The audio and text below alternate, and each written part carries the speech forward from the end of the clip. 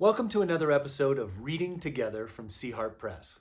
I'm Eugene Luning, co-founder of Sea Harp, and today we'll be continuing through C.S. Lewis's Mere Christianity. This is the HarperCollins hardcover edition of the book. It's not part of the Sea Harp catalog, but like so many of you, we love Lewis and we especially love Mere Christianity. Today we're going to be in Book 2 and in Chapter 2. And before I dive in, I do want to tell you I've got some gals downstairs studying for a big AP test, which might sound like it'll be quiet, but it probably won't be. So if there's outbursts, well, you get it. I'm a dad. The title of this chapter is The Invasion, which is a pretty exciting little title. Let's read. Very well then, atheism is too simple. And I will tell you another view that is also too simple. It is the view I call Christianity and water. The view which simply says there is a good God in heaven and everything is all right, leaving out all the difficult and terrible doctrines about sin and hell and the devil and the redemption. Both these are boys' philosophies. It is no good asking for a simple religion. After all, real things are not simple. They look simple, but they are not. The table I am sitting at looks simple, but ask a scientist to tell you what it is really made of, all about the atoms and how the light waves rebound from them and hit my eye and what they do to the optic nerve and what it does to my brain. And, of course, you find that what we call seeing a table lands you in mysteries and complications which you can hardly get to the end of.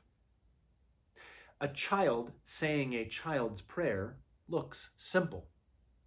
And if you are content to stop there, well and good.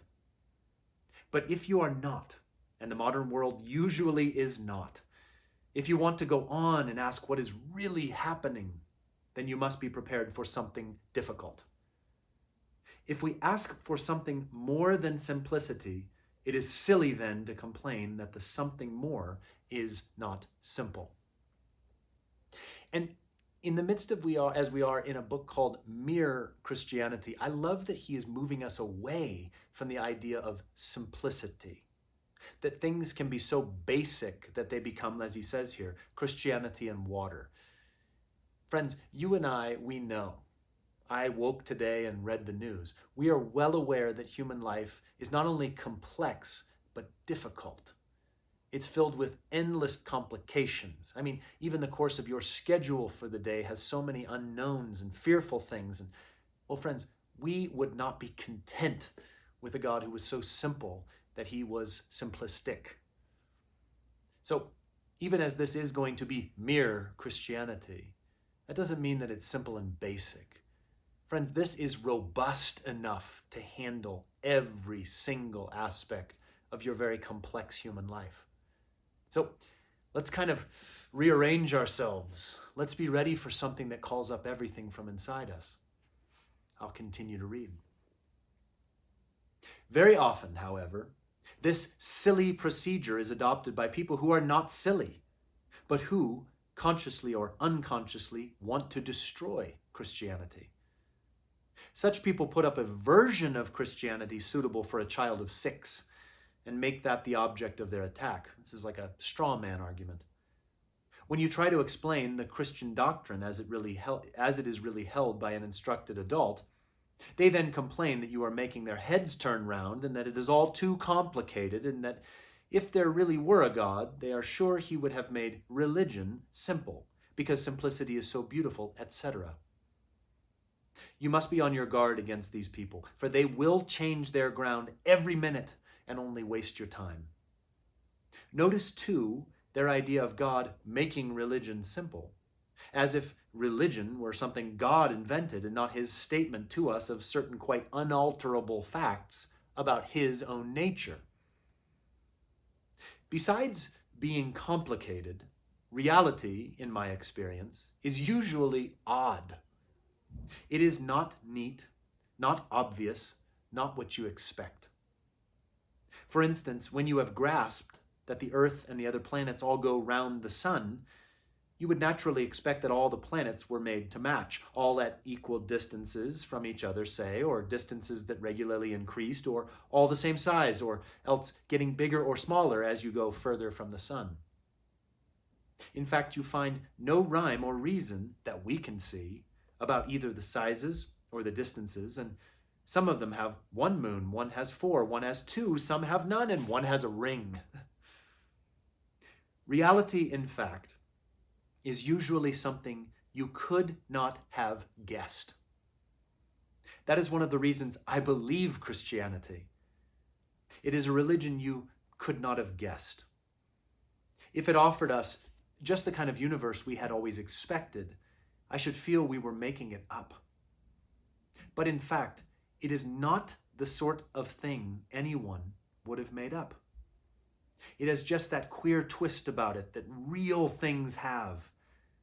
So let us leave behind all these boys' philosophy, these oversimple answers. The problem is not simple, and the answer is not going to be simple either. So that kind of begs the question there. I love that use of the word problem.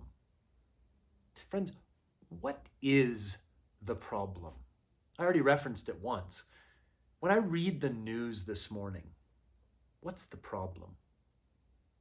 Well, the problem, and we've talked about this in a couple of our chapters that have preceded this one, the problem is sin.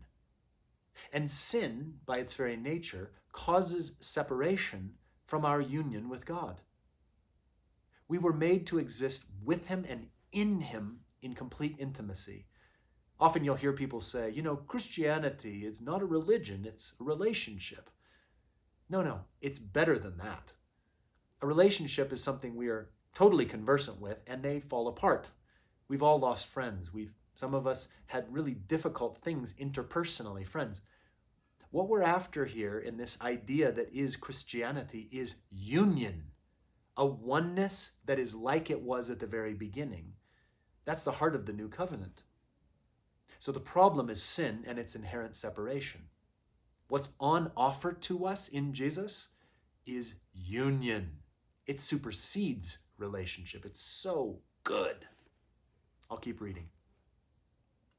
What is the problem? A universe that contains much that is obviously bad and apparently meaningless, but containing creatures like ourselves who know that it is bad and meaningless. There are only two views that face all the facts. One is the Christian view that this is a good world that has gone wrong, but still retains the memory of what it ought to have been. The other is the view called dualism.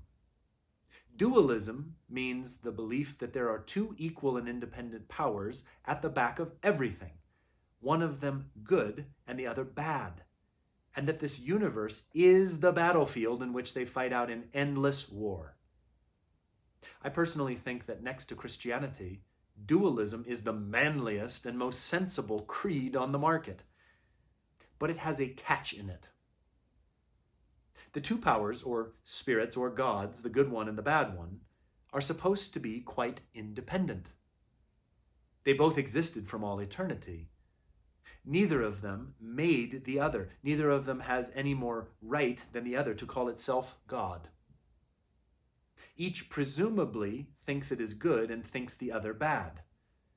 One of them likes hatred and cruelty. The other likes love and mercy, and each backs its own view. Now, what do we mean when we call one of them the good power and the other the bad power? Either we are merely saying that we happen to prefer the one to the other, like preferring beer to cider, or else we are saying that whatever the two powers think about it and whatever we humans at the moment happen to like, one of them is actually wrong, actually mistaken, it regarding itself as good. Now, if we mean merely that we happen to prefer the first, then we must give up talking about good and evil at all. For good means what you ought to prefer quite regardless of what you happen to like at any given moment. If being good meant simply joining the side you happen to fancy for no real reason, then good would not deserve to be called good. So we must mean that one of the two powers is actually wrong and the other actually right. And I'm going to pause here, kind of right in the midstream section. Something that's interesting, because we're not very conversant with this idea called dualism, but something that's very interesting about the history of, let's call it Christianity, the way of Jesus unfurling itself over the centuries. I think of someone like Augustine, one of the great fathers of thought within the Christian movement. When he was growing up, when he was chasing the wild ways of the world, and then eventually when he became deadly serious about getting at the truth, really the only options available to him were utter paganism, like the paganism of the Greco-Roman world, just believing in this sort of pantheon of gods and sacrificing to everything and every one practically. It was that. There's another thing, another system of thought called Manichaeanism. And that really is the dualism that Lewis is talking about here. It's this idea of the sort of yin and yang of good and evil, and they're counteropposed to each other, and we are trying to figure out our lives with reference to the balance of those two things, Manichaeanism. And then, of course, there was the way of Jesus. And so it's interesting if you go back and you read the Confessions of Augustine, to see him struggling with this very dualism that Lewis is referring to, and eventually, if you know Augustine's story, having that sense of a voice that was actually calling him to the Word of God and thus to Jesus. So if you're a history of, church history kind of fan, well, that's one life to look at with reference to Christendom and dualism as Lewis defines it here. Just an interesting historical aside. I'll jump back into his argument. But the moment you say that, you are putting into the universe a third thing in addition to the two powers. Some law or standard or rule of good which one of the powers conforms to and the other fails to conform to. But since the two powers are judged by this standard, then this standard, or the being who made this standard, is farther back and higher up than either of them, and he will be the real God. In fact, what we meant by calling them good and bad turns out to be that one of them is in right relation to the real ultimate God and the other in a wrong relation to him. The same point can be made in a different way. If dualism is true, then the bad power must be a being who likes badness for its own sake. But in reality, we have no experience of anyone liking badness just because it is bad. The nearest we can get to it is in cruelty. But in real life, people are cruel for one of two reasons.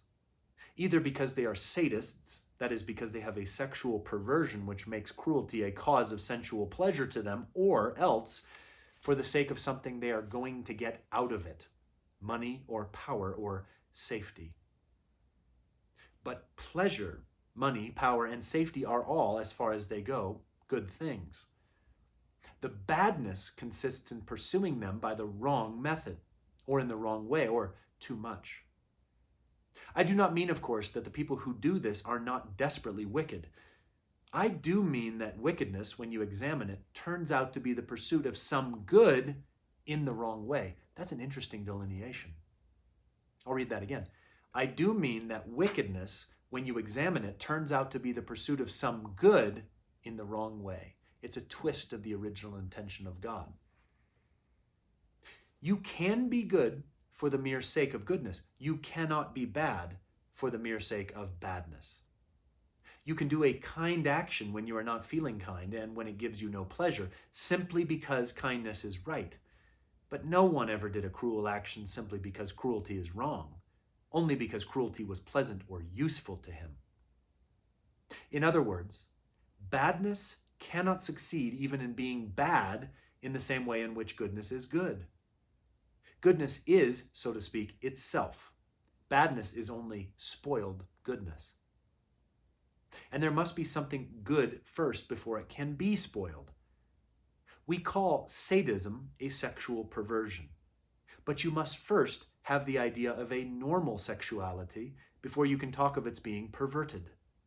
And you can see which is the perversion because you can explain the perverted from the normal and cannot explain the normal from the perverted.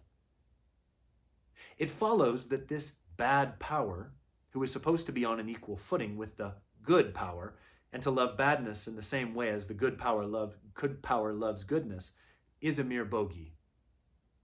In order to be bad, he must have good things to want and then to pursue in the wrong way. He must have impulses which were originally good in order to be able to pervert them. But if he is bad, he cannot supply himself either with good things to desire or with good impulses to pervert. He must be getting both from the good power. And if so, then he is not independent. He is part of the good power's world. He was made either by the good power or by some power above them both. And this is so interesting, and I wish I could go back and be brilliant enough to bring it back out in a clever way.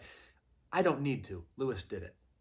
But what's fascinating here is that Lewis has deconstructed this sense of Manichaean dualism by saying, listen, these two things are not counteropposed in a way that they are independent of each other and that they have an equal footing, even within their own sense of right and wrong.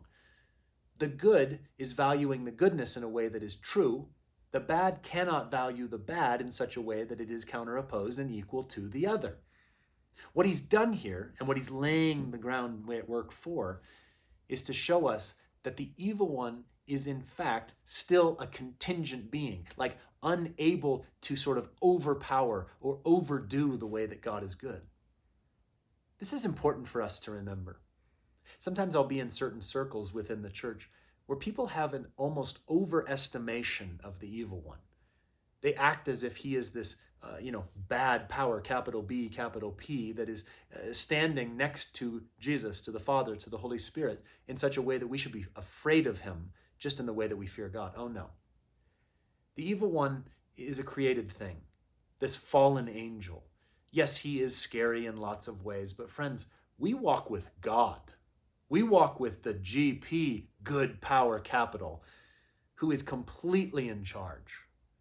So I just want to put that before you. If you're from a stream of Christendom that maybe overemphasizes the evil one, why don't you just stop doing that? He is a fearful being, but we're not afraid of him. We walk with the one who is in charge. Don't forget it. I'll keep reading. Put it more simply still. To be bad, he must exist and have intelligence and will. But existence, intelligence, and will are in themselves good. Therefore, he must be getting them from the good power. Again, capital GP. Even to be bad, he must borrow or steal from his opponent. And do you now begin to see why Christianity has always said that the devil is a fallen angel? That is not a mere story for the children. It is a real recognition of the fact that evil is a parasite, not an original thing. The powers which enable evil to carry on are powers given it by goodness. All the things which enable a bad man to be effectively bad are in themselves good things. Resolution, cleverness, good looks, existence itself. That is why dualism, in a strict sense, will not work. What a brilliant way that Lewis has in doing these things. Wow. But I freely admit that real Christianity, as distinct from Christianity in water, goes much nearer to dualism than people think. One of the things that surprised me when I first read the New Testament seriously was that it talked so much about a dark power in the universe, a mighty evil spirit who was held to be the power behind death and disease and sin. The difference is that Christianity thinks this dark power was created by God and was good when he was created and went wrong. Christianity agrees with dualism that this universe is at war, but it does not think this is a war between independent powers. It thinks it is a civil war, a rebellion, and that we are living in a part of the universe occupied by the rebel. Enemy-occupied territory, that is what this world is. Christianity is the story of how the rightful king has landed, you might say landed in disguise, and is calling us all to take part in a great campaign of sabotage. Now, this is getting good. When you go to church, you are really listening in to the secret wireless from our friends. That is why the enemy is so anxious to prevent us from going.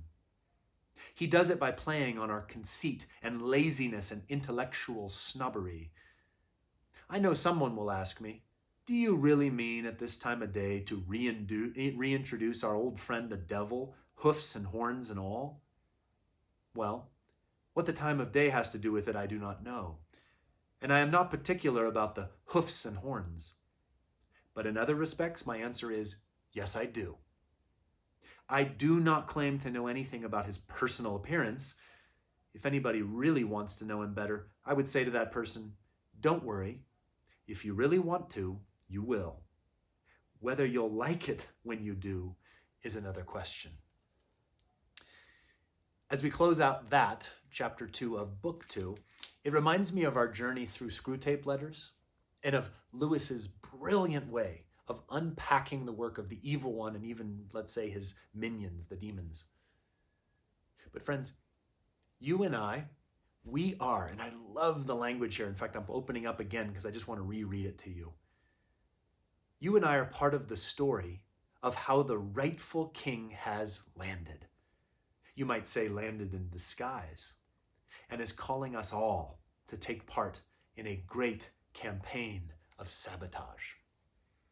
If I could give one little nerdy historical reference before we close out. I have always, for many, many years, been captivated by the story of the French resistance in World War II. In fact, just past my camera is a wonderful book on de Gaulle that I just finished yesterday.